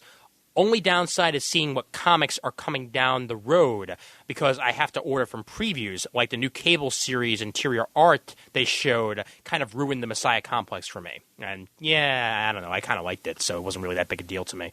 And we read Raph's comment already, so you want to read Black Scarf's? Yeah, Black Scarf says, and you just barely made it because you posted while we were recording. Sorry to hear about your local store, Raph. I just recently switched from going to my local comic shop to DCBS, and I'm waiting on my first shipment this month. Long ago, I went through a service in my teens and loved the savings and shipping to my door, but eventually went back to the local comic shop for instant reading and the love of chatting with folks about comics. Feel guilty about switching back to a service, but when you are on a tight budget like I am, the savings cannot be beat.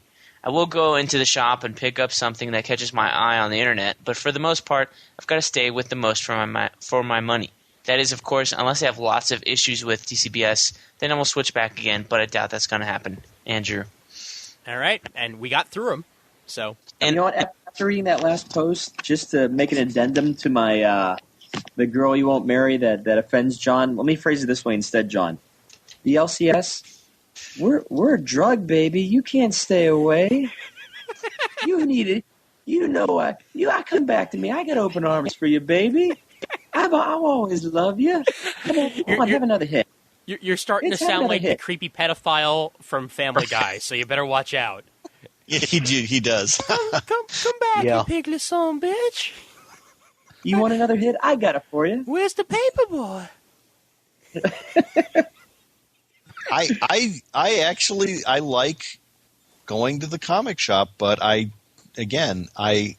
don't like it $200-$300 a month worth, to be Right. buying everything there. Right. That's just it. Yeah. Yeah. You like it when I stroke your hair, don't you? I know what you like. I remember. I think we have to just.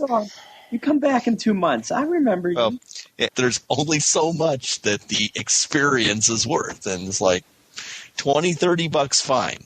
200? I don't think so. Yeah. Well, the one thing I will say is, I personally, because I know that I'm speaking here and I'm taking the absolute counterpoint to what a lot of people, the counterpoint in buying habits compared to a lot of people in all these forums. So I honestly want to say, hear my voice going, how late it is. I honestly want to say, if I offended anyone, I apologize. Oh. And we know your intent is not to do that, but I mean, there comes a point where there's an almost inherent judgmental aspect on some of this, and I feel the same way. Like, as if why are you spending full price? That's silly of you. Mm-hmm. And really, that's all we're saying is we got no problem with the local stores. We support the local stores. And anyone who sees this as a us versus them kind of a situation is being, overly competitive or combative or whatever, and there's no need for that. Yeah, both serve a vital purpose. It's not. I would just say the local stores need to understand what their competition is, and in my opinion, falling back on we offer community and we offer the experience and, beyond that, screw you, pay full price, that's not going to fly in the long term, in my opinion. All you're going to get a bunch of fly-by-night customers that spend trivial little amounts of money in your shop that, as long as you can pull in hundreds and hundreds of them that come in on a regular basis. What should they do? If you say they need to learn, what should they do? Like I said, I think it's a combination. I think tiered discounts, certainly, because, you're going to reward. What's your discount tiers? Tell me them. I would say, off the top of my head, I don't know. I would say that's under dependent on so many things. Yeah, it's dependent on a lot of things. I would say under $50 a month, I don't feel the need for you to give somebody a discount. 50 to 100, is maybe worth 10%. 100 to 150 is 15. 150 to 200 or 250 is 20, and over $250 you give them 25. And on top of that, have some, if it makes sense for your business, have some kind of a prepayment requirement on this, that they have a pull list, or if you want like the highest discount, that you prepay. So that you're not stuck on in some combination of these things. That will allow you to capture the larger customers. That and I request pie. But in that sort of frame, you're actually demanding that people pre-order, because there's no way that, for months. No, we're not demanding the pre-order. I'm not demanding. Reward them for doing it. Yeah, exactly. No, I'm not demanding anything. But think about that. How can you actually figure out that discount unless you already know what they're ordering? No, you do need them to pre-order, Tim. You're not demanding. No, you said demand. You're not demanding anything. You are giving them the opportunity to earn a substantial discount through pre-ordering. You want to incentivize. It's not a demand. They don't have to pre-order, but they don't have to get the discount either. Okay. Hell, I'm only getting the discount through DCBS because I'm pre-ordering months in advance and paying. I'm willing to do that because I want the discount. It's a give to get situation. Yeah. I don't expect to get something for nothing. I'm giving you my money in advance. It's helping cover your out-of-pocket expenses. In return, you are sharing with me the discount that you get from the distributor. Yeah, and in that sort of scenario, when you've got scenarios like late books and everything else, and they start rolling over into every other months, and then that puts you above or below a certain discount level, it starts to get into a lot of, and that does happen. No, because again, when you pre-order, it doesn't. It's right. Yeah. When you pre-order, that determines what your discount is for those things that you pre-ordered. Okay, and at this point, I hear the rooster crowing in the background, so I think we should probably try and wrap this up here. So before we go into promos for everybody, I'm going to play a promo for Geek Syndicate, and then we can wrap this baby up. So here is a promo from Geek Syndicate. I've got a question for you. How many podcasters do you know have faced werewolves? I remember just running down these stairs, and I could hear this voice behind me. Oh my God, Jesus, run, Brian, run, he's right behind me. Run, please, he's going to kill me, run. Fought vampires. I've seen enough vampire movies to know. I ain't taking no chance. I didn't even have a crucifix, I had no holy water, I was completely unprepared. Cracked Da Vinci Code. What? Why are you going to put a man with a haircut like that and give him so much screen time? Dodgy. Rubbish. Right, Go on, defend it now, defend it, go on. And done battle with the villainous Doctor Doom. No, he was a proper villain. I went to see Fantastic Four movie. I was like, he's the guy from Nip Tuck. What the hell was going on? Villain, my arse! I could have dealt with him myself. Villain was weak. I could have dealt with him once I'd woken up with a hangover. And still, we got time for a cup of tea and a sing-song. Robin Hood, riding through the glen. Robin Hood, with his merry As if you men. couldn't guess. Steals from the rich, gives to Give the to the poor. poor. Robin Hood, Robin Hood, Robin Hood. Geeksyndicate.co.uk. Check it out. Don't make us come round there and give you a dry slap. And I don't want to get dry slapped by them either, so thank you for Love that promo. Yes, that promo is fantastic. Now, first of all, guys, before we wrap it up, I got to thank all of you for the heated discussion, because that's what makes podcasting fun. So this is going to be a two-parter, as I believe we went about 4 hours. I'm probably going to split it where Bill left the call, and then we'll end it there, and then we'll do part two. But I want to thank you guys for being here. It was wonderful, wonderful experience. And Tiki, thanks for your first time here, man. I hope it's not the last. I'm going to go lick my wounds. He's willing to come back as long as I'm not on. Nah, I love you. Know I love you. This is the only thing. Well, it's one of two things Bob and I differ on. Which is He fine. loves Topic you guys mocking my agree indie on. tastes, Well, and that's a whole nother subject. can you both just agree that pie is delicious? Pie is delicious. I love pie. Good. Thank you. I would So kill me. good. I can't eat it. I don't eat pie, but I love it. Yay. All Let right. me put it this way: on every good debate, you need a villain. If I needed to be the villain, so be it. Again, we're not seeing it as that kind I of know. a thing. It's Dr. Doom I'm totally, Tiki. John, I'm totally being sarcastic. And I know. Yeah.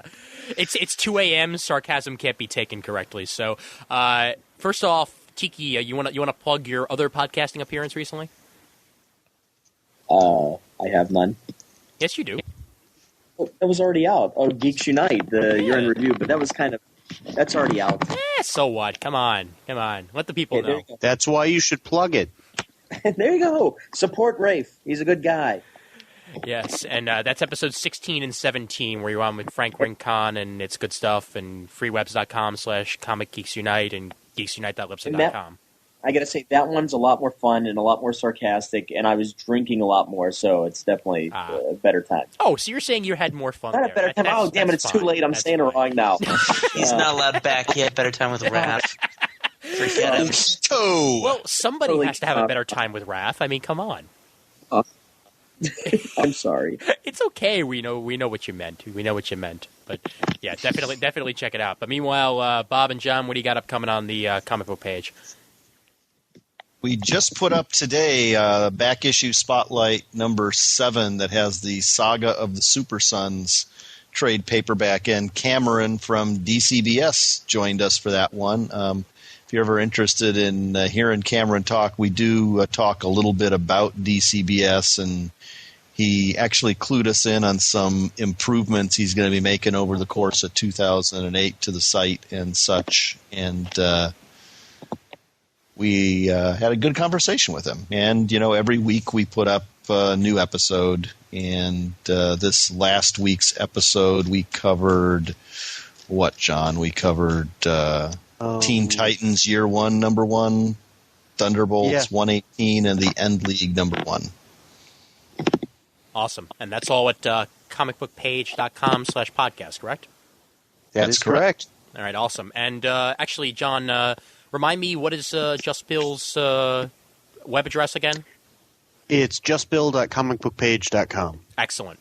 Excellent. Okay, just wanted to make sure he got one more promo in there. And I thank Bill for joining us for part 1, as that was a lot of fun, and part 2 was certainly as fun as well. So, Brent, you got any BK's Bullets coming up?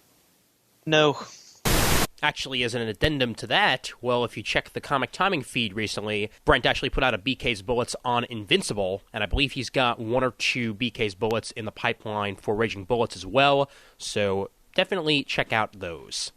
Okay, great. But I do have some things on the forum. I put up a poll of the best, your favorite Comic Timing episodes from 2007. Mm-hmm. So basically every episode that was released that said Comic Timing on it is on there. I put the show topics there just to refresh your memories because I knew numbers wouldn't do it. Feel free to vote for any and all of them. You can pick as many as you want, so I'm not going to make you pick between like your 2 favorite kids or anything like that. Not that evil.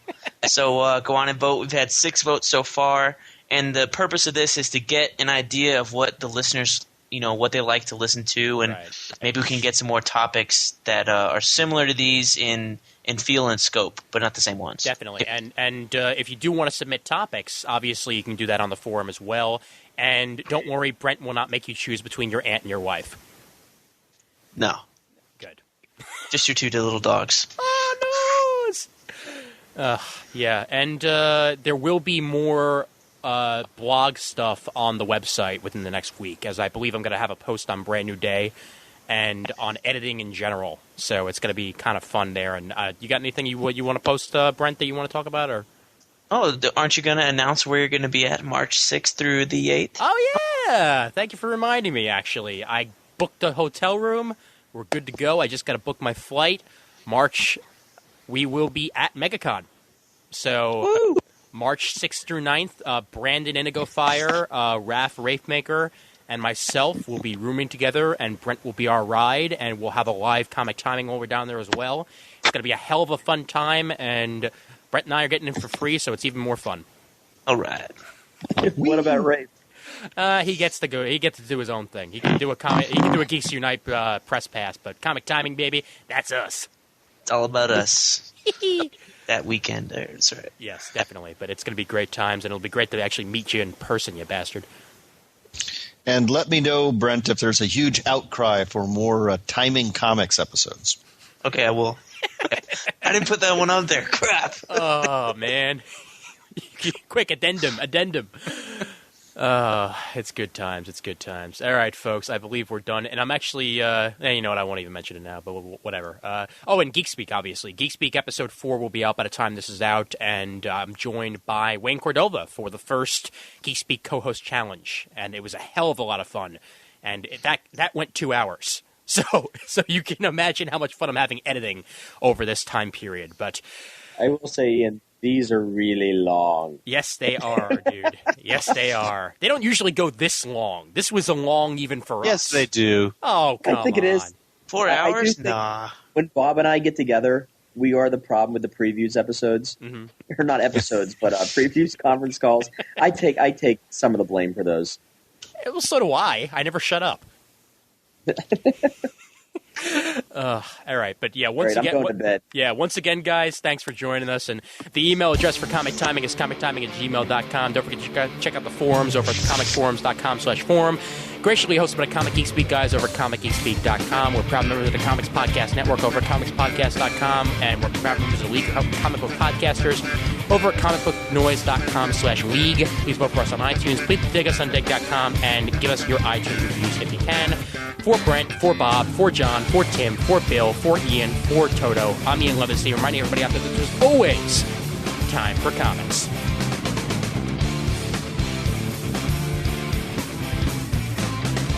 He's going to have, just hope he hasn't watched the movie Mallrats before he comes into your shop. Are you even there, Brent? Jesus, come on, man. Speak, you bastard. Yeah, he does this all the time. Whenever there's guests on, that's when he knows that he can just leave or mute the mic and not have to worry about actually talking because that right, Brent, right, yeah. You're not gonna hear this, man. You're not gonna hear this until I put it in the back of the episode, you bastard. So Ian, tell us how Brent lost his one testicle. Oh, actually, it was a fateful story. There was a meat slicer actually at the deli. I really don't want to hear details, even fictional ones. Yeah, so let me tell you about the time that Brent went skydiving and forgot his shoes. Yeah, it's actually how he turned out the way he is today. Go figure. I'm not quite sure how he survived. Explains a lot. Yeah, but it does explain a lot about Brent. So yeah, we're learning a lot. And God damn it, I was gonna go into forum and all that, like right after the end of this conversation. But considering we go back and forth, I gotta wait until his ass shows back up. So let's have a different a line of conversation here, I guess, until he does actually show back up. Jeez. Hold on. I'm actually gonna... Hi, Brent. How are you? We were talking to you and you weren't there, and I guess we just have about 5 minutes of editing now on Ian's. No. It's not even 5 minutes of editing. It's 5 minutes of straight to the back when we discuss, how he lost that one testicle. I had my microphone muted for some reason. Oh, great! I was listening to you guys, and I was talking back to you when you were like, I'm there, and you just kept going. So I stopped.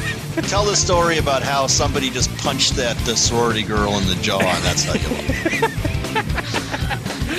Oh, that at least has a bit of a lure to it, better than the meat slicer kind of. Yeah, but that was still a great backstory there. It's like what happened? Oh, well, my girlfriend was at a club and this black guy came and punched her, and the principal broke it up.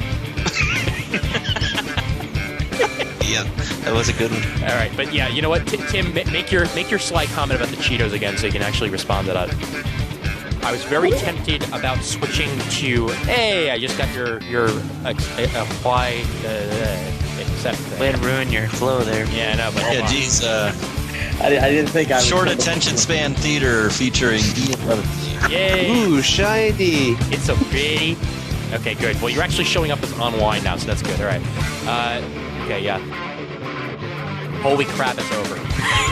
Right. I just changed my little thing there on Skype. Oh yeah. Downside to a deal with the devil. Joe Q says no. Nice. My son, he came walking in and gave me the 546, and nice. I muted, and he was telling me he read it, and he's like, What was the bad thing? And he pointed out that I hadn't thought of this. You know who made out like a bandit with that whole deal? Peter Parker. No, freaking Harry Osborn. Yeah. The dude's back to life. He's got hot chicks hanging all over him. He's running a multi-billion-dollar company. He was a fucking dead psycho before. Well, the other thing, he must have made a deal with the devil before Peter did. Jesus. The whole thing was to make Peter back as a relatable character. How many of us hang out with these rich, sons of millionaires or whatever? I do, all the time. I have at least 7 rich millionaires that I know. Yeah. You know that show Gossip Girl? Ian is actually one of the characters on that show. Yeah, I am the Gossip Girl, actually. But through 3 different filters where he's rich and good looking. And on that note, guys, I gotta go to bed because I gotta go to work an hour earlier. So. Hey, Ian, thank you very much for inviting me on. I really appreciate it. You're more than welcome, Tim. Anytime you want back, man, just give me a holler. Thanks, man. All right, and John and Bob, pleasure as always. Yeah, John, fun. Yeah, no problem. Adios, Digos. Yeah, and take care, guys. And Brent, you're not annoying most of the time. Yeah, I'm gonna press the end button now. So okay, good. That works. Okay. See you later.